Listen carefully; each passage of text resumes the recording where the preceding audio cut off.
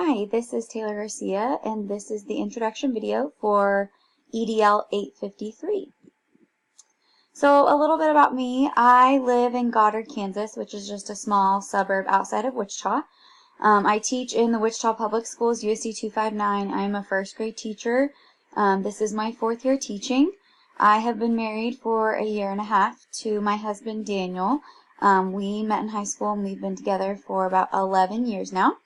I have 2 fur babies. They are very spoiled. So the black one in that bottom of the picture there is Milo. He's our little boy. And then Millie, the little white one, is our little girl. And I am pregnant, and we are expecting our first baby in April, and we're really excited about that. So a little bit about Hyde, which is the school that I work at. We do a lot of class within a class, so a special education teacher or para coming into that class, so the student remains in the general education setting, and the para or the special education teacher just kind of assists the student that they're working with or works with that child in a small group, maybe at a back table or at a small table group. We very rarely do pull-out minutes for some of our special education students, meaning they're pulled from their general education classroom and they receive very intense one-on-one instruction. This is really only done for 1 or 2 of our students that I know of who are really far behind, so it's really hard for them to be in that regular education setting, so they are pulled out and into a different setting for that one-on-one time. And then we also do tiered group time. So this is done for all students at every grade level for math and reading. This just allows for students to receive very intense and very specific instruction to help fill in any gaps. And then that also allows for some of our students who are maybe not those Tier 3 students to have some additional enrichment time. And there's normally an extended amount of time that's built into our schedules that allows for those Tier 3 students to spend just a little bit of extra time in that very specific and very intense intervention group. So for myself, some things that I think I do well is being very inclusive of all students, no matter where they are. So teaching first grade, we do a lot of I do and we do as a whole class. There's not a ton of individual work time yet, especially at this point in the year. But I try to be very inclusive of all my students. I give a lot of student teaching opportunities, so I allow them, or I strategically partner them with each other. And then I will allow a kid who's maybe at a little bit of a higher level to teach one of my Tier 3 kiddos, rather than it's just me telling them and giving them the same instruction over and over again. It allows for that other student to get a chance to really teach somebody else what they already know, and that's a great way for me to see who has a really good understanding of it and who doesn't. And then another thing that I think that myself and my team does really well is we have implemented a walk to learn plan this year for our math and reading groups. So across our grade level, we have split the kids. There's 3 of us, so we've split the kids into 3 different levels.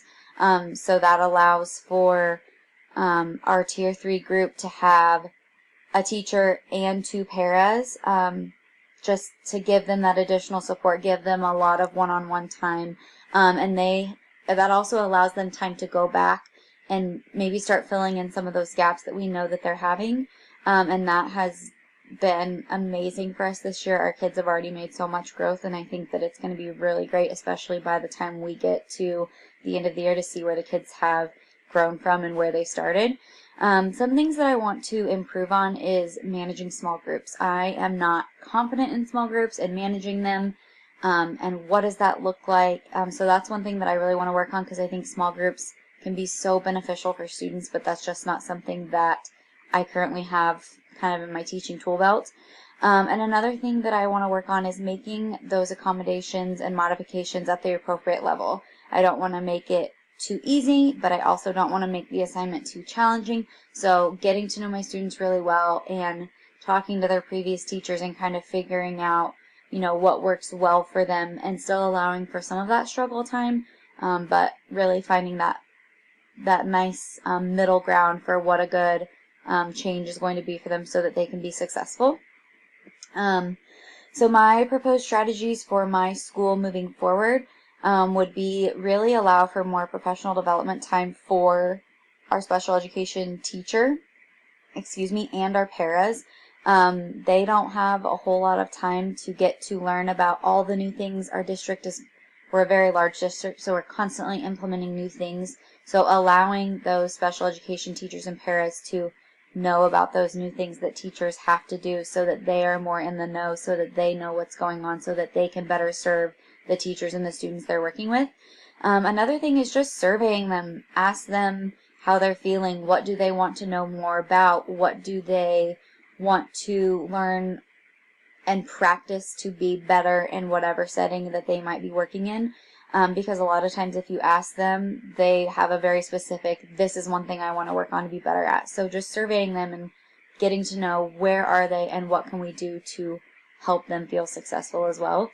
Along with that, allowing time for purposeful planning for paras and special education teachers to plan with classroom teachers so that we can work together so that they will know what's going on rather than them just coming in every day and saying, okay, we're doing this today. If they got to sit down and really plan with us so they know what we're going to do moving forward, they know what their role is and what is expected of them to help students be successful, to help the teachers. And then along with that, have them know what a good accommodation looks like. So rather than just giving the students the answer but not helping them enough, so kind of helping them find that middle ground as well, so that you're not doing all the work for them but you're also not helping them enough, and still kind of allow for that struggle time, because all students need struggle time, they need think time. So just allowing that and knowing what that looks like for every teacher in every setting, I think would help for our school specifically moving forward. So this has been my introduction video for EDL 853. Thanks for watching.